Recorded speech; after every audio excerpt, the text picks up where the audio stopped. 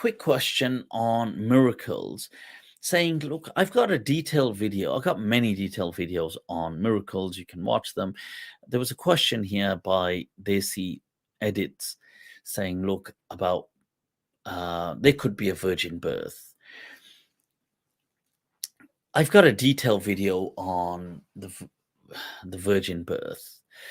So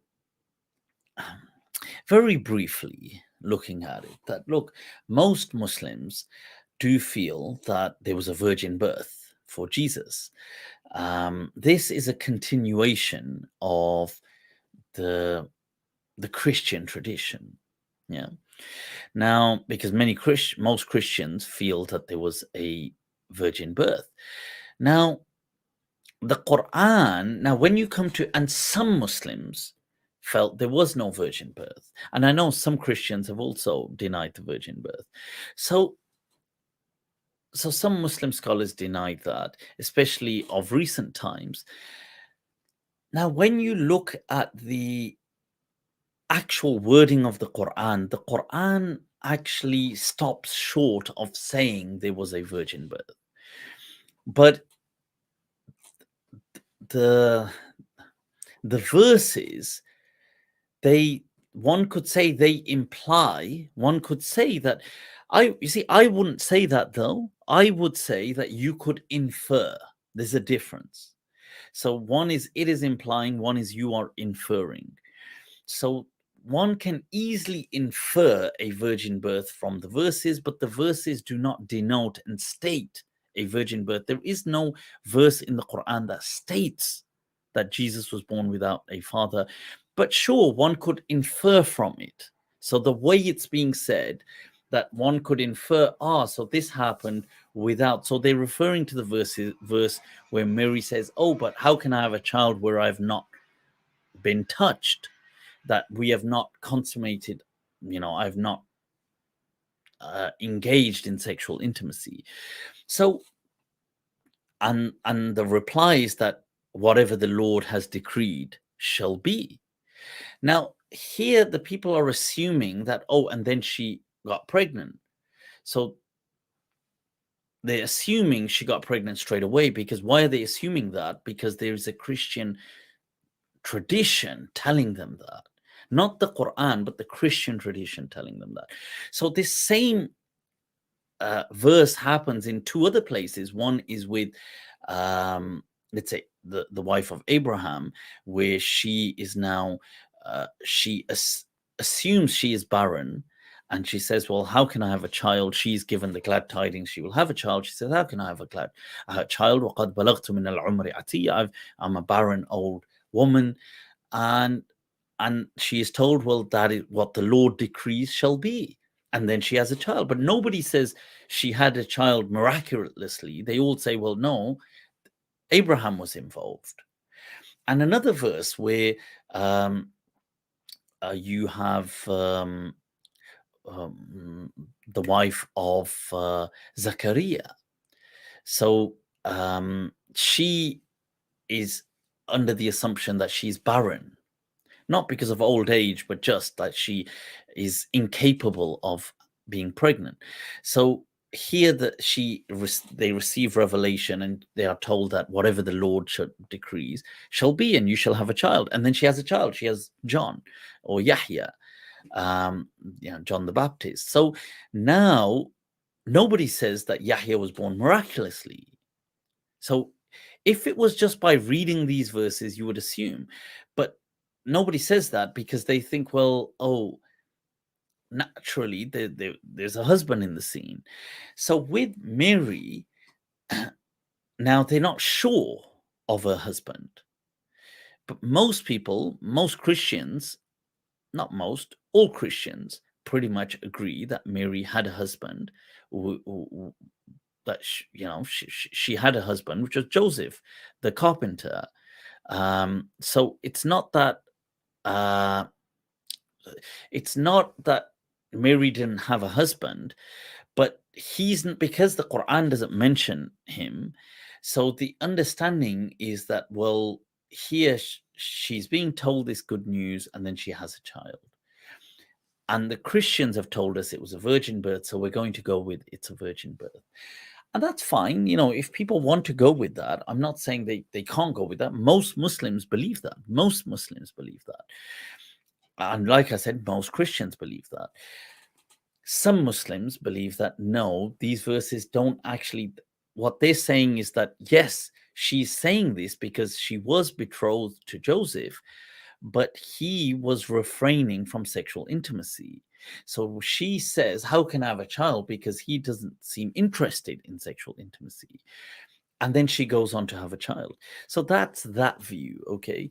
It doesn't really make a difference. If to you, Jesus being a prophet of God is nothing to do with him having a virgin birth. So Moses was a prophet of God. He didn't have to, you don't have to have a virgin birth. Like if you had a father, that doesn't negate you being a prophet. The greatest prophet, Muhammad sallallahu alaihi wasallam, was not born from a virgin birth. He's the greatest of all prophets. So a virgin birth has no bearing on, it's not a qualifier to be a prophet.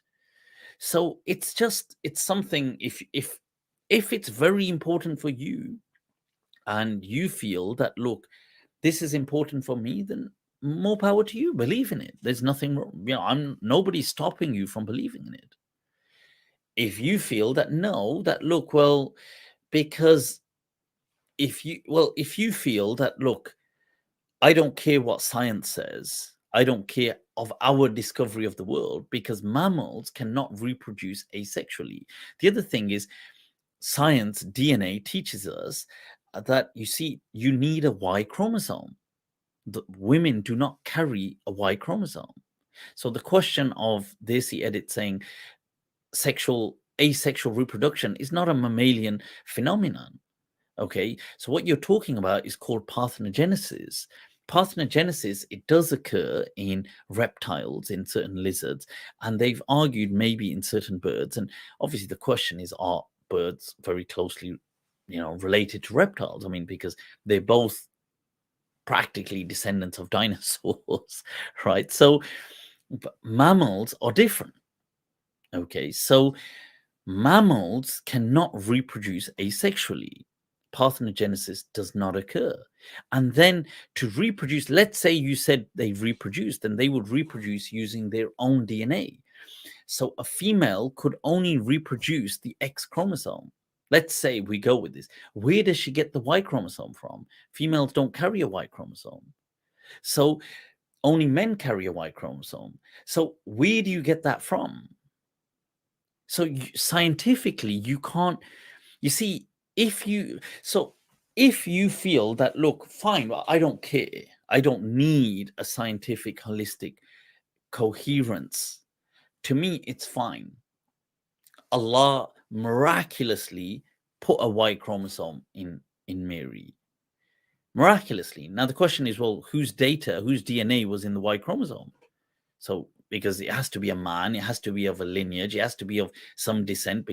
So let's just say Allah created an artificial Y chromosome of a Semitic person who lived of that people of Bani Israel, because obviously otherwise Jesus is going to look totally different. He's got to be, he's got to have the same genetic makeup of his people. Otherwise, if Allah put Chinese, let's say, or a different haplogroup in him, or let's say sub-Saharan haplogroup or Caucasian haplogroup, then he's going to obviously look entirely different to his people. So he has to be of his people. So okay, fine. So Allah creates in that moment a Y chromosome with the genetic DNA haplogroup of his people, but it's artificial, and then Allah places it within Mary and then creates a baby. So said, TK, I believe in that. Fine. That's because you say, well, I don't need science to explain it to me. Or sorry, not that I don't need science to explain. The problem is science already explains how this happens. So you're saying, well, I don't care what science says that this can't happen because it doesn't matter for me. That's fine. The only challenge for that is if you were to have a debate on faith with someone, your debate scientifically could not last even a few minutes. It doesn't last. Like your thing falls apart. It's like somebody arguing with you that there's a giant teapot in the sky, and you say, well, I just believe in the giant teapot. And you say, well, but there is no giant teapot. But there is. You see, scientifically, it's like, let's say you debated a Hindu who said to you that God became manifested as an avatar as Hanuman, the monkey god, and he's God. Why do you find that absurd? What's wrong with that? Why do you think that argument is absurd, that God became Hanuman is the monkey god? Or why do you find the story of Shiva comes back and cuts off Ganesh's head and then replaces him with an elephant's head, and now Ganesh, the son of Shiva, and Parvati is now the god of strength? Why can't God do that? God is all powerful. Why can't God do it? So when a Hindu, let's say, debates that with you, and you say, well, that doesn't make any sense. He says, well, it does, because God is all powerful. He can do what he wants. So, by the way, Hindus actually believe in, for many people don't know this, in one supreme God. They believe in Brahma. So these are just avatars. They're not actually, but they're kind of gods in their own right. They've been given these powers, but ultimately it's just Brahma. So they say, well, God's made this. God's all powerful. So why can't you accept it? So you say, well, but it doesn't make any sense. So now you're appealing to reason. You see, now when you appeal to reason, the problem is then you get stuck in these things. Because then when you go against reason, you see, but then you say, oh, but now I don't want to play the game of reason. No, not even nice. No, not nice, this one. So you see, at that stage, you say, now I don't want to play this game. Now I want to just say, because God is all powerful. Say, but yesterday when we were debating with the Hindu, you're playing this game. So this is the problem. This is where people get stuck. They get stuck on when they're debating with other people. They want to use. So if you're somebody who doesn't debate, like let's say you say true, Hinduism could be right, but I just don't believe it's right because I believe in this. But you're right. There's no reason that I can say, like, not the voice of reason cannot disprove Hinduism. It's just that the Quran has told me that no other. So my belief is not rational. It's not based on reason. It's just confessional. Like, the Quran told me that don't believe in anything else, therefore I don't believe in anything else. The Quran said to me that's not right, therefore it's not right. I can't give you any reasons why it's not right. I don't know any reasons because I can't know, because this isn't a reason-based argument. Then in that case, it's fine.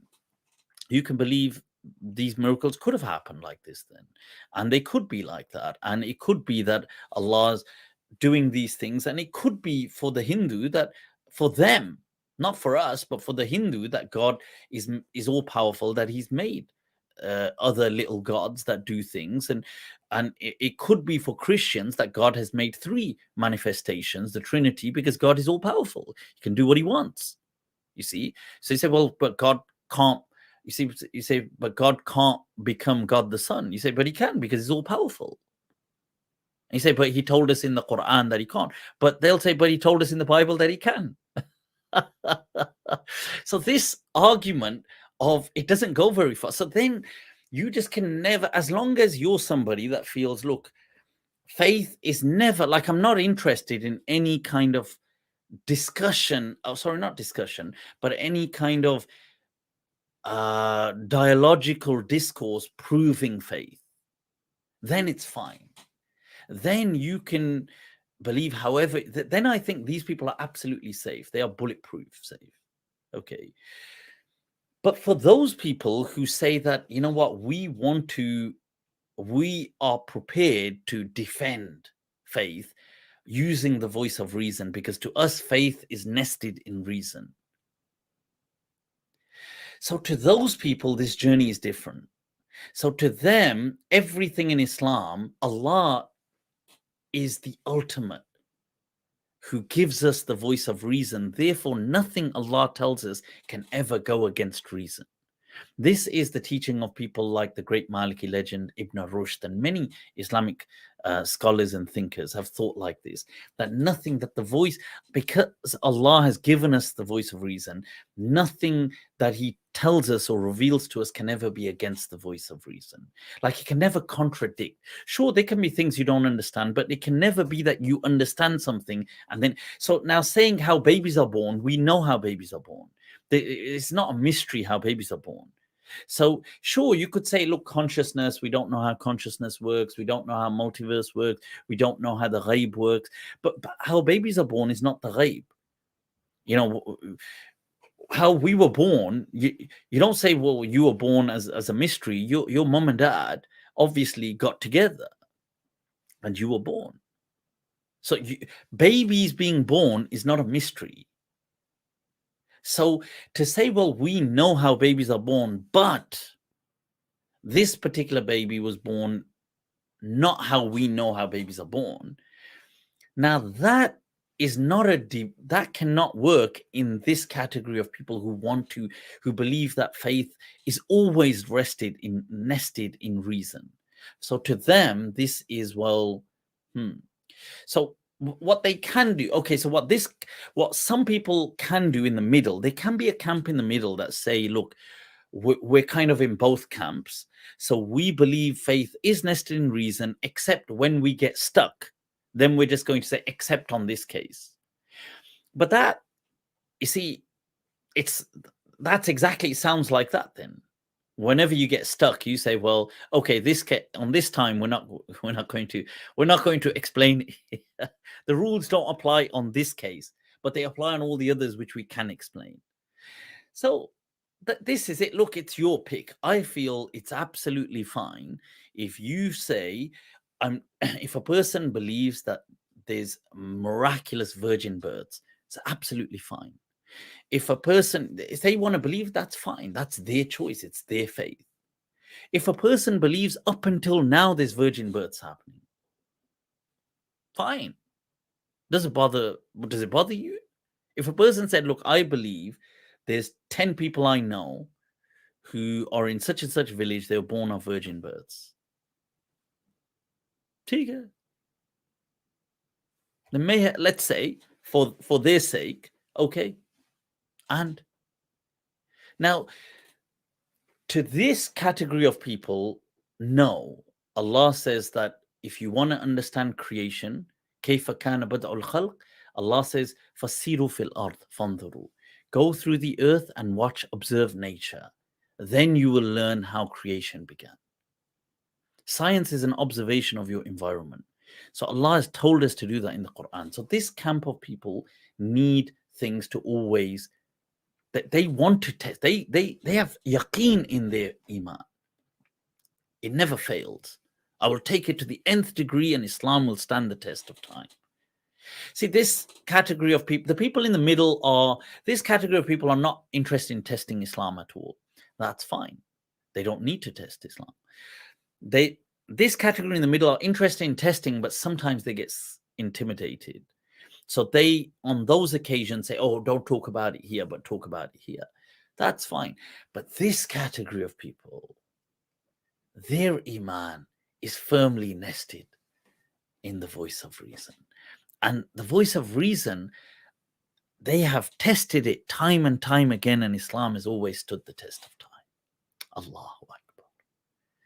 See, but it's up to you. You take your pick. Nobody's going to tell you. If anybody tells you can't believe this, then I think that to me, that's silly. You can believe whatever you want. Believe whichever one. All of these are ulama of Islam. So